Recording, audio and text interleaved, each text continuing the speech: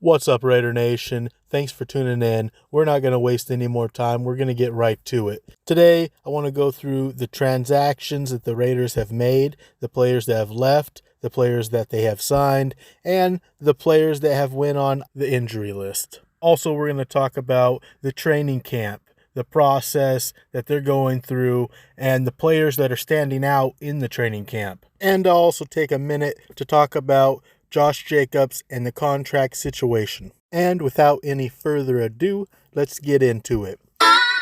On July 24th, the Raiders signed Marcus Peters. He is a veteran defensive back that has made it to the Pro Bowl multiple times. He's most known for his man-to-man coverage. He's a tough and aggressive player, and he's not afraid to get in your face. Definitely the kind of guy you want on the defense. Also, on July 24th, the Raiders picked up Isaiah Rochell. He's a defensive end. I don't know a whole lot about him other than he's got some crazy hair. On July 21st, the Raiders put Tyree Wilson, our first-round draft pick, defensive end, on a non-football related injury list, and we still have not seen him in practice yet. Also, on July 21st, the Raiders placed Byron Young, also a draft pick we picked up this last year, on the physically unable to perform list. What his injury is, I don't know. They haven't released it yet, but when they do, I'll keep you guys informed. On July 25th, the Raiders re-signed defensive tackle Kyle Pico. Also, on July 25th, the Raiders released quarterback Chase Garbers. And they also released Ike Brown, defensive back. Moving on to July 25th, the Raiders placed Neil Farrell on the non-football related injury list. On July 28th, the Raiders released defensive back Jordan Perryman. And on the same day, they decided to re-sign defensive back Ike Brown. On September 1st, the Raiders released tight end O.J. Howard. Also on the same day, they released tackle Justin Murray. And they released linebacker Kalua Magum. Pretty sure I mispronounced that name. On September 1st, the Raiders decided to re-sign quarterback Chase Garbers. Also on September 1st, the Raiders signed linebacker Darius Harris. If you recognize that name, it's because he played for the Kansas City Chiefs. On September 2nd,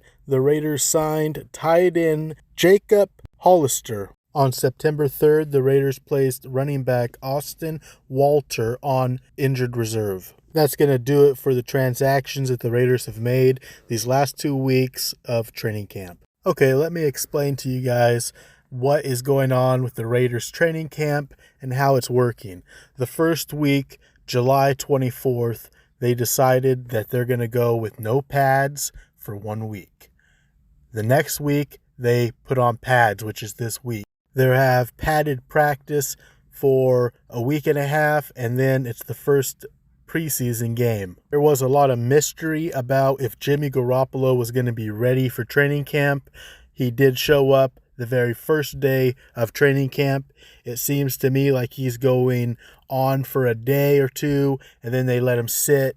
Then he'll be on for 2 or 3 days, and then they let him sit again. So he's not all the way healthy, but he's working towards being all the way healthy. That's the plan that the Raiders medical staff has set for him. By the sounds of it, he's doing good. The Raiders team is starting to rally around him, and they say that he's a leader. Max Crosby specifically said Jimmy Garoppolo's a dog. Another rookie that's standing out this year is Bennett. He came up with the first interception in training camp and is said to really be impressing the coaches and the other players. It's great news to see that rookies that we take later on in the draft are now standing out in training camp. Another player that's standing out in training camp is Michael Mayer. He's the tight end the Raiders picked up in this year's draft and is making a name for himself in training camp. Don't be surprised if you see Michael Mayer land the first string starting position. The way he's playing at training camp, it wouldn't surprise me a bit. Another guy that's standing out in practice is Max Crosby.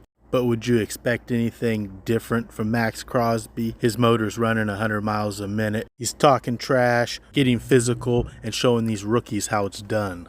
Davante Adams is another guy that we expect the best from, and he shows up in practice every day giving the best, helping out the wide receivers that are underneath him and helping out the defensive players also. Davante Adams is proven to be a real leader on this team and a veteran that we want to keep around. Hopefully he retires a Raider. We're getting there to the end of this episode. Before we leave, I want to talk about Josh Jacobs and the contract situation that's going on. The Raiders have said to have offered him $12 million. I'm not sure how much was guaranteed. I do know the $10 million franchise tag number was guaranteed. And personally, to me, I think Josh Jacobs is being a diva. If you really break it down, $10 million a year?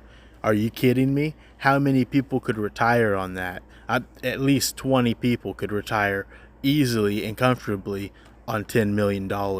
I mean, for a guy that was said to have been living in a car, for me, the big thing is that I don't feel like he's being about the team. He's only being about himself. And do we really want players that are not going to take a little bit of a pay cut to be part of the Raiders organization? That's the team player that we're looking for. Not looking for a player that's all about himself. And if he feels better with a couple more million and he'll go play for another team, I say let him. We'll find somebody to fill his place, and the money we save by doing that we'll put into other positions that's going to help the team in the long run. Now the argument is there's no one like Josh Jacobs. Well, you're probably right. Josh Jacobs is a hell of a running back, and it's going to be really hard to replace him. But I mean, if the money isn't right, the money isn't right. If it doesn't make sense, it doesn't make sense. I'm going to stand behind whatever the Raiders decide to do. I personally feel like he's being a diva. He's being a little spoiled brat, drawing a lot of attention to himself. And that is something the Raiders don't need on the team. The Raiders don't need another distraction. We need to be focused on football. We don't need a diva or someone with a media and everything focused on them all the time. That's going to take away from our team and what we need to be doing. If you feel different about it, let me know in the comments. What do you guys think about this situation? Thanks for tuning in. I'm here for the Raider fans. Don't forget to hit that like and subscribe before you leave, just to make sure you don't miss any of this Raider content. I really believe that the players on this team this year are different. Their commitment to excellence is stronger. And remember, guys, it's Raider Nation. Just win, baby.